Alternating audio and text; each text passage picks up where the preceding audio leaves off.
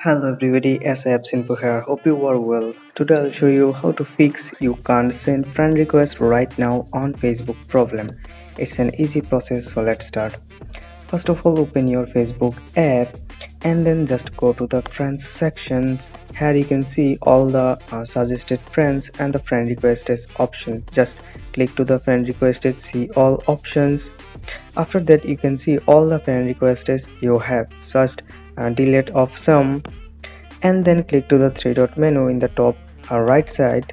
After clicking on this you can see an option that view send request. Just click on that.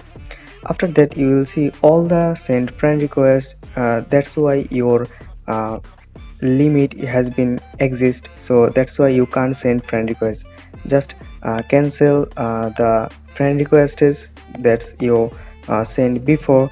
So after that just canceling all the mm, a past friend request. After that you can send a new friend request to everyone. So that's the process how you can fix friend request send you can't send friend request option. So hope this helps you. If this helps you, then don't forget to subscribe our channel for more informative videos.